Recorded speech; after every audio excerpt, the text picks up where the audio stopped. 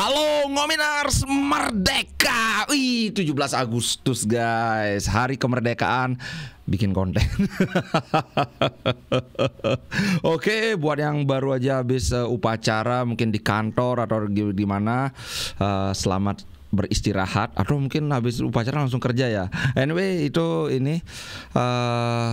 semoga di hari kemerdekaan Republik Indonesia ini kita makin merdeka secara mental, terutama karena kan banyak yang bilang wah kita belum merdeka berpikir. Wah itulah, biar nggak jadi channel politik, udah sampai segitu aja.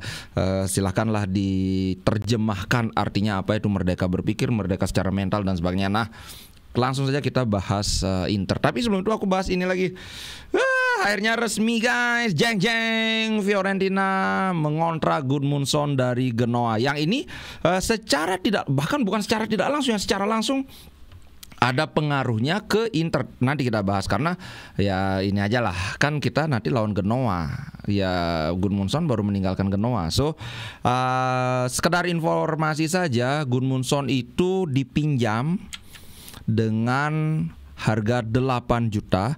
Kemudian ada syarat dan ketentuan berlaku untuk men-trigger obligation to buy yang seharga 17 juta. Kemudian ada juga bonus 3,5 juta, sehingga total bisa mencapai 28,5 juta. Wah lumayan mahal ya. Tapi ya karena yang 3 jutanya kan bonus, menurutku ini harga yang ya mahal untuk Inter, tapi sangat layak untuk seorang Gudmundsson, itu menurutku. Oke, sudah itu saja, nggak usah terlalu banyak. Yang pertama, kawan-kawan ingat nggak kabar yang mengkaitkan Chiesa dengan Inter? Kemudian aku bilang kan dari Marotta, dia udah aku nggak mau ngasih duit ke Juventus. Kalau dia tersedia secara free musim depan, oke, kita bicara lagi. Tapi dari agennya ternyata belum menyerah. Dia bertemu dengan Inter dan Milan sekalian untuk menawarkan dan mendiskusikan rencana bagaimana. Nah, dari Milan kabarnya masih pikir-pikir, tapi kalau dari Inter masih tetap di pendirian semula bahwa nggak mau ngasih duit ke Juventus sepeser pun. Kayaknya ini Inter masih baper ini gara-gara banyak banget target Inter yang ditikung sama Juventus. Aduh, Inter ini manajemen kok baper. Tapi wajar sih manajemen baper. Aku aja juga lumayan kesel kan. Kayak scoutnya siapa yang bergerilya, tahu-tahu ditikung. Nah, AC Milan aku belum tahu. Kabarnya kan mereka masih nyari striker lagi satu ya. Kemarin ingat nggak aku bilang Ibrahimovic mengatakan bahwa Cardinale pingin spend lebih banyak lagi, tapi Ibrahimovic katanya bilang no, kalau perlu banget baru gitu. Itu ya sekedar ini aja. Kalau aku sih sebenarnya terus terang tidak terlalu setuju dengan Chiesa, karena kayaknya dia nggak akan terlalu masuk di skema 3-5-2 Inzaghi, karena dia kan aslinya winger. Dia memang bisa bermain sebagai striker, tapi aku ngeliat nggak terlalu efektif. Aku ngeliat Chiesa ini ya striker yang sangat one dimension. Dalam artian dia dapat bola, lari dribble, udah itu aja. Lari dribble ngegol, atau kasih crossing, atau kasih intinya kasih kayak ngasih end pass gitulah. Bukan tipe pemain yang bagus di build up, bukan. Dia inginnya dapat ini kayak produk terakhir aja, antara dia ngegol atau ngasih end pass, udah gitu aja. Kalau mengkoneksikan seperti apa yang dilakukan Lautaro itu kan sering. Dia bukan hanya menyediakan end result, tapi dia juga kadang-kadang turun terus menerima umpan dari gelandang, ngoper ke gelandang lagi, atau ngoper ke arah sayap lagi, kayak gitu kan. Nah, Chiesa aku kira kurang. Nah, kabar baik berikutnya adalah, kalau kawan-kawan ingat aku bahas 3 defender yang menjadi target Inter. Siapa itu? Faye ya, yang Barcelona, kemudian Palacios, kemudian Morato, yang ternyata Inter sudah mengajukan tawaran tapi ditolak. Nah, sekarang berita bagus, kalau kawan-kawan ingat aku bilang di antara itu sepertinya yang masuk banget itu adalah jeng-jeng Thomas Palacios. Dan menurut pemberitaan di media Argentina, ini katanya tinggal one step away. Itu oleh Andres Tuzi namanya. Dia adalah jurnalis dari Argentina. Nah, cuman ada komplikasi sedikit seperti dilaporkan oleh Gianluca Di Marzio begini.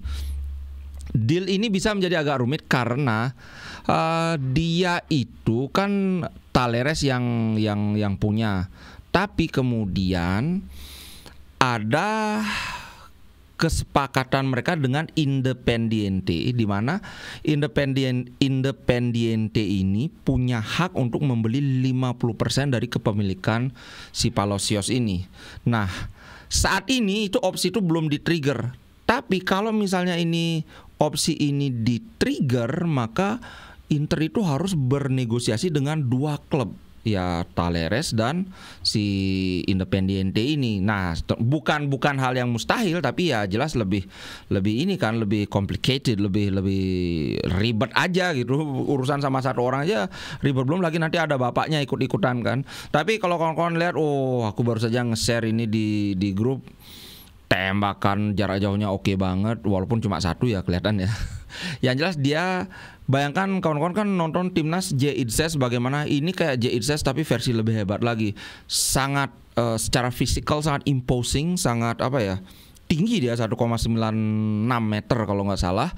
Kemudian dia punya kemampuan teknis yang bagus, tidak bermasalah dengan terlibat dalam build up. So ini adalah sepertinya masuk banget di Inter. Kalau dari segi talenta saja, aku rasa Palacios ini sangat dekat atau selevel lah katakan dengan Jan Bisek. Dan Jan Bisek, kawan-kawan tahu sendiri gimana musim pertama dia gabung di Inter, penampilannya ya tidak istimewa, tapi 7 juta. Kita lihat harganya berapa, 7 juta penampilannya. Dan Inzaghi sendiri sudah memberi sinyal bahwa di musim ini Bisek akan dipakai lebih sering lagi. Bahkan nanti aku akan bahas lagi di pertandingan lawan Genoa. Inzaghi belum memutuskan apakah yang jadi starter itu adalah Bisek atau Pavard. Nanti kita bahas ya. So, Palacios kalau jadi ke Inter, aku akan cukup puas. Ngomong-ngomong, ini katanya dealnya itu antara 5 sampai 7 juta. Jadi ini harga yang setara dengan harga yang dibahas. Harga yang dibayar Inter untuk Bisek. So gitulah. Oke, sekarang mulai kita bahas Inter lawan Genoa. Sebenarnya Genoa lawan Inter, karena kita akan bertandang ke markas Genoa. Yang pertama adalah akan ada 3 pemain Primavera yang diikutkan oleh Inzaghi ke markas Genoa. Ini profilnya langsung aja. Pertama, Fontanarossa. Terus terang Fontanarossa ini tidak mengejutkan karena kemarin di preseason dia tampil cukup mengesankan menurutku. Ya lagi-lagi ya tentu saja tidak istimewa, tapi untuk ukuran pemain Primavera yang belum bermain di Serie A ya, menurutku ini cukup menjanjikan. So, apakah dia akan bermain belum tentu. Yang jelas dia akan dibawa dalam pertandingan lawan Genoa itu. Yang kedua adalah Beerenbrouck. Nah, Beerenbrouck ini I have no idea. Karena aku bahkan yang mana tampangnya Beerenbrouck ini aku tidak tahu. Ini adalah center midfielder yang katanya mengidolakan Henrikh Mkhitaryan. Tidak banyak yang bisa dibahas tentang Beerenbrouck ini. Kemungkinan dia untuk tampil sebenarnya tidak terlalu besar. Dan yang terakhir adalah Quieto. Quieto ini adalah seorang gelandang serang, tapi dia juga bisa bermain sebagai winger. Nah, karena Inter main nggak pakai gelandang serang, nggak pakai winger, aku terus terang nggak terlalu ngerti kenapa dia dibawa. Apakah dia akan coba dididik untuk jadi wingback? Karena kita kan masih kekurangan wingback ini. Apa gimana? Kita lihat aja nanti. Nah, Genoa lawan Inter. Aku perlihatkan ini ya untuk table sementara. Milan memimpin di peringkat pertama dengan 0 poin. Kemudian ada bercanda ding. Orang belum bermain gimana. Nah, ini pertandingannya kalau buat kawan-kawan yang berada di Indonesia Barat, di waktu Indonesia bagian Barat, maka ini adalah jam 11:30. Jadi hari ini, di hari kemerdekaan. Tapi buat kawan-kawan yang ada sama kayak aku di Wita atau bahkan di Wit di Timur, ini besok 00.30 untuk Wita atau 01.30 untuk waktu Indonesia bagian Timur ya. Nah, apa yang menarik dari pertandingan ini? Pertama, ini kan pertandingan pertama dari ini ya, dari dari musim. kita tahu bahwa pertandingan pertama itu mirip-mirip kayak kalau kita adu penalti. Penendang pertama itu adalah sangat penting untuk membangun moral mental ini, walaupun tidak selalu kayak kalau penendang pertama gagal, kalau dalam penalti apakah pasti kalah? Ya nggak pasti juga, cuman ya tetap kayak gitu kan. Nah, lawan Genoa ini sebenarnya kita ada kerugian, ada keuntungan juga. Kalau kerugiannya tentunya ya ada yang cedera. Satu, si Zielinski sudah dipastikan belum bisa bermain. Itu yang sudah pasti ya. Kemudian yang kedua adalah beberapa pemain Inter belum ada di kondisi fisik 100% karena ya kayak Lautaro Martinez kan, dia sudah nge-cut liburannya tapi masih belum belum benar-benar 100% karena kan baru seminggu ya. Bahkan di preseason terakhir pun dia nggak ikut main, sama sekali nggak ikut main. Jadi kayaknya Lautaro ini adalah satu-satunya pemain senior Inter yang belum bermain sama sekali di preseason. Tentunya ini adalah salah satu kerugian, walaupun menurutku sih ini bukan kerugian besar. Nah, di sisi lain ada keuntungannya. Apa keuntungannya? Genoa baru saja kehilangan Retegui. Retegui kan ke Atalanta ya. Ya benar, ke Atalanta. Dan seperti yang aku bahas di awal, sekarang Gudmundsson juga ciao ke Fiorentina. Dengan kata lain, mereka kehilangan dua striker yang bisa dikatakan striker utama ya. Walaupun Retegui kan kemarin nggak terus-terusan main, tapi itu kan karena dia cedera. Ketika dia sembuh, ketika dia nggak cedera, dia kan terus-terusan main. Dan perolehan golnya pun lumayan mengesankan kan. So kehilangan dua striker itu mestinya menjadi keuntungan tersendiri buat Inter Milan. Nah, ada yang di satu sisi lain, hal yang harus dicatat oleh Inter adalah begini. Aku sempat bilang bahwa di musim ini peluang Inter untuk meraih Scudetto lagi, mempertahankan Scudetto itu cukup besar. Kenapa? Nah, ini kebetulan dibahas di artikel ini dan sependapat. Pertama, Milan dan Juventus ada dalam transisi besar-besaran. Oke. Terutama Juventus kelihatannya masih kelimpungan. Aku nggak ragu dengan Motta bahwa dia adalah pelatih hebat, tapi sekarang karena dia memilih untuk melakukan revolusi besar-besaran, ya jelas pada kebingungan. Yang Chiesa itu nggak dikasih berlatih dengan tim utama. Gila Juventus ya gitu ya, padahal lumayan lama dia di ini kan, di Juventus sudah 4 musim ya, apa 5 musim ya. Gitu banget dulu, sampai Bonucci dulu juga kan kesel. Anyway, dari Juventus dan Milan kelihatannya bagus karena di preseason mereka tampil menang sama seri aja terakhir. Mereka ngalahin siapa? Barcelona ya. Ngalahin Manchester City loh, walaupun Primavera. Nah, kembali ke topik yang aku bilang bahwa Milan dan Juve ada dalam transisi besar. Kemudian berikutnya adalah Atalanta. Atalanta tampil sangat mengesankan di musim lalu. Tapi di satu sisi mereka baru saja signing si Retegui, ini adalah pemain yang bagus. Cuman di sisi lain mereka baru kehilangan Scamacca, ini cedera lumayan parah. Scamacca ini memang kayak mencetak skornya itu nggak terlalu banyak, tapi kayaknya ya lumayan. Kalau di Itali dia memang jelek mainnya, tapi di Atalanta aku lihat dia cukup bisa diandalkan, sehingga kehilangan Scamacca ya jelas. Cuman kayaknya Retegui bagusan sih daripada Scamacca. Berikutnya setelah Atalanta kita ada Roma. Roma kemarin ketika Mourinho diganti oleh si De Rossi, kelihatannya cukup menjanjikan. Tapi di musim ini apakah bisa melanjutkan momentum yang dia bangun? Belum tentu juga, apalagi dia masih ada masalah dengan Paulo Dybala. Dybala itu kan sebenarnya kontraknya masih, tapi ini kayak masih gonjang-ganjing. Ada gosip katanya Dybala mau ke Arab samaan dengan si Chiesa, tapi belum pasti juga. Sedangkan Roma ya jelas mereka nggak mau kehilangan Dybala dengan gratis kan. Itulah Roma, nggak banyak yang bisa dibahas karena mereka memang signing beberapa pemain, tapi kayaknya nggak ada yang pemain yang wow gitu. Berikutnya adalah Lazio. Lazio kehilangan Ciro Immobile. Musim lalu Lazio nggak tampil terlalu bagus. Sekarang tambah lagi kehilangan Ciro Immobile. aku nggak ngelihat Lazio ini sebagai ancaman berarti ya, tapi tentu saja kita lihat dulu bagaimana hasilnya nanti. Kemudian ada lagi sebenarnya yaitu Bologna, tapi Bologna baru ditinggal Motta, terus pemain-pemainnya juga baru habis diobral semua. Kan siapa pelatihnya hilang, kemudian siapa Zirkzee ke MU, terus siapa lagi aku cuma ingat Zirkzee aja ke MU. So mestinya ya Inter harus benar-benar memanfaatkan momentum ini kalau ingin Scudetto, karena musim depan ya Milan sudah mulai nyetel, Juventus mulai nyetel, Roma nggak tahu, karena katanya Roma ini duitnya ada, mereka cuman ya ownernya aja agak pelit, tapi nggak tahu sih gimana sebenarnya. Oke, nah terkait dengan pertandingan itu aku mau bawain satu interview Inzaghi, ini lumayan panjang nih dan isinya ya lumayan menarik. Kita lihat dari sini. Nah, dia mengomentari Genoa, dia bilang gini, kami akan bertemu tim yang menurut saya ada in shape itu maksudnya kondisinya bagus dan memiliki coach yang istimewa. Siapa coachnya aku nggak tahu.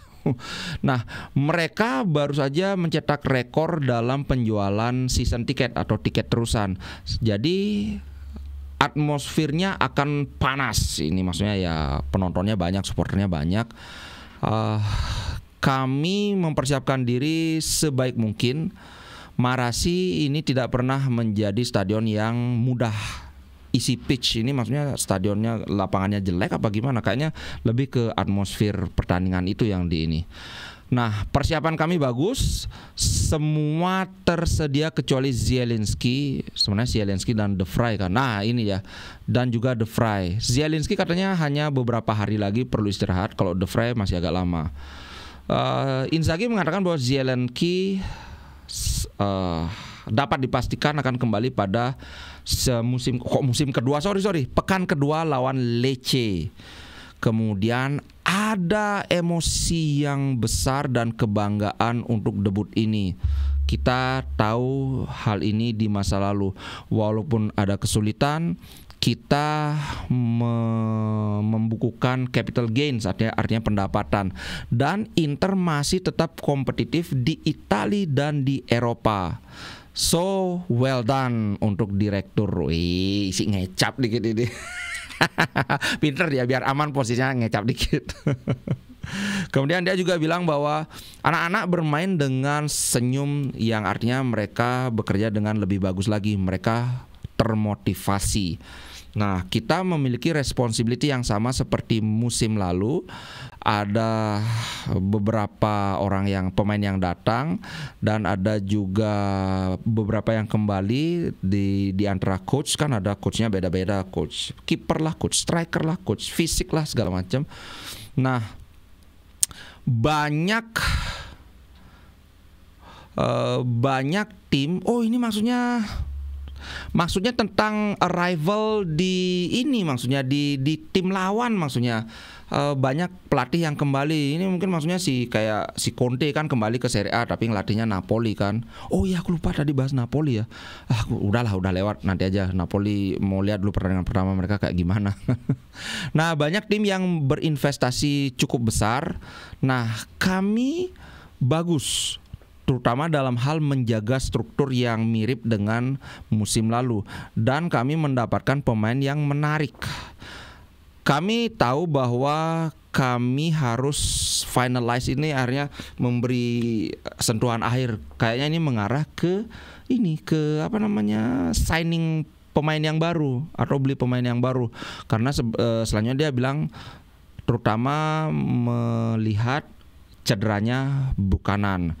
Direktur dan saya berbicara tentang itu hari ini. Beruntungnya saya bisa mengandalkan direktur yang kompeten. Lagi-lagi ngecap ini. Yang menyadari bahwa kami harus menambahkan pemain yang penting. Nah, berarti di sini udah satu suara ya. Banyak tim akan berusaha memenangkan Scudetto dan saya bisa melihat kualitas yang lebih lagi. Semua tim top telah memperkuat timnya, dan klub-klub di papan tengah juga mengambil pemain yang istimewa. Nah, akhirnya ini nih kabar gembira buat penggemarnya Korea. Dengan Gudmundsson yang bergabung dengan Fiorentina, Inter tidak akan membeli striker baru di musim panas ini. Jadi mereka akan mempertahankan Korea. Tepuk tangan dulu. Tapi transfer window masih 2 mingguan, apapun bisa terjadi ya. Jangan senang dulu nih yang ngefans sama Korea, jangan senang dulu kalian. Kami membuat evaluasi dengan klub dan kami memutuskan untuk tetap seperti ini dengan 5 striker. Jadi ya sudah evaluasi, sudah bilang ya tetap 5 ini aja. Jadi yang baru cuma Taremi aja. So selanjutnya dia bilang bahwa kami tahu bahwa market bisa berevolusi sampai akhir bulan. Dan untuk saat ini kami merasa tercover. Kami memiliki lini serang yang meyakinkan dan kami berusaha mencari left wing back atau wing back kiri yang berharga. Nah itu Palacios itu kayaknya. Palacios diambil, ya udah Augusto didorong ke depan. Nah ini kemudian menarik. Apakah Inzaghi memilih untuk memenangkan Serie A lagi atau mencapai final Liga Champions lagi? Nah dia menjawab, ini adalah pertanyaan klasik yang saya tidak bisa jawab sejak 22 April. Sejak Inter memenangkan title Serie A saat mengalahkan Milan itu. Kami harus berpikir tentang emosi yang telah kami alami. Berharap untuk memberikan sesuatu yang lebih lagi kepada fans. Saya bangga dengan apa yang sudah kami lakukan, tapi ini bukanlah jawaban yang mudah. Untuk Champions League, kami tahu bahwa ini akan berganti. Ini sudah sama-sama kita tahu ya. Akan ada 2 lagi pertandingan tambahan di fase grup yang bisa menjadi 4 pertandingan tambahan bersama dengan playoff. Kami mempersiapkan ini dengan mengetahui bahwa akan ada lebih banyak pertandingan lagi dibandingkan di masa lalu. Nah kemudian tentang signing new defender, apakah ini akan mempengaruhi listnya untuk champion? Kalau orang-orang kan tahu ya bahwa untuk Liga Champions itu harus disetor namanya, nggak boleh diganti kecuali nanti di pertengahan musim. Dan itu dibatasi kalau nggak salah berapa ya, 21 apa 23 gitu kan. Nah dia bilang ya tentu saja tanpa defender semua pemain akan terlibat. Tapi kemudian ketika kami mengontrak defender baru, kami harus memutuskan siapa saja yang akan masuk ke Liga Champions. Kalau untuk Serie A tentu saja semua didaftarkan, semua terlibat. Walaupun market berubah seperti apa ya tetap saja gitu. Karena ya kalau Serie A kan lebih nggak seketat Liga Champions lah pendaftaran pemainnya gitu. Nah kemudian bagaimana Lautaro? Apakah Lautaro akan menjadi starter? Dia bilang belum tentu, saya masih membuat assessment, masih mengevaluasi. Lautaro telah melakukan yang terbaik sejak dia tiba.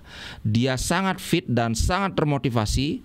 Dia dan beberapa pemain telah mengirimkan sinyal yang kuat bahwa maksudnya bukan gini, mereka mengirim kesan, mengirim sinyal dengan mereka balik lebih cepat dari liburan. Begitu maksudnya mengirim sinyal, oh aku siap, aku termotivasi, aku ingin bermain, kayak gitu maksudnya sinyalnya. Nah Bisek dibahas ini. Bisek bekerja dengan baik. Dia sudah menjadi bagian yang penting musim lalu karena dia memainkan banyak pertandingan. Di preseason dia sangat istimewa. Sebenarnya enggak kata sangat sih, dia istimewa gitu aja. Saya bisa memilih dia atau Pavard di peran itu. Ini adalah keraguan yang masih belum bisa saya putuskan sampai besok. Nah ini aku bilang bahwa apakah besok Pavard sudah pasti bermain itu belum tentu, karena Bisek masih bisa jadi starter. Apalagi kemarin kalau kawan-kawan ingat pada saat lawan Chelsea sempat Bisek itu dimainkan setelah menit 80 kalau nggak salah sebagai center back tengah, Pavard di kanan. So kalau aku sih melihat pertandingan lawan Genoa ini, walaupun sepertinya Inzaghi belum ketemu banget formulanya, tapi aku nggak ngelihat ini akan ada banyak sekali uji coba. Dalam artian sebagian besar starter akan masih sama dengan musim lalu, kecuali yang tadi dibilang Lautaro. Sepertinya yang sudah pasti jadi starter adalah Thuram. Sekarang pasangannya Thuram apakah Taremi atau Lautaro? Kalau aku sih ya mending Lautaro, soalnya Taremi kan baru habis cedera. Kemudian di lini tengah Mkhitaryan tampil dengan standar yang ternyata masih tetap sama seperti musim lalu di preseason, jadi aku nggak ragu Mkhitaryan pasti bermain. Kemudian Hakan katanya sudah sembuh, tapi ada sedikit kemungkinan dia tidak akan starter, tapi kayaknya sih akan. Barella pasti bermain. Kemudian ya kanan ini, apakah Dumfries atau Darmian? Kita harus lihat lagi. Kalau di kiri sudah pasti Di Marco. Di belakang kemarin Acerbi sepertinya sudah siap bermain. Di kiri, nah Bastoni sudah oke. Yang di kanan ini seperti omongnya Inzaghi, apakah Pavard atau Bisek itu belum ditentukan. Oke guys, itu dulu konten kali ini. Jangan lupa nanti kita live reaction pertandingan resmi pertama. Kemarin kan live reaction itu persahabatan kan. Beda lah, atmosfernya beda, ngototnya beda, screamingnya beda, emosinya beda juga. Semoga Inter menang, gitulah. Masa pertandingan pertama langsung kalah, juara bertahan loh. Oke, sampai jumpa nanti malam atau besok pagi untuk kawan-kawan yang berada di Indonesia Tengah atau Indonesia Timur. Oke, ciao guys, thank you.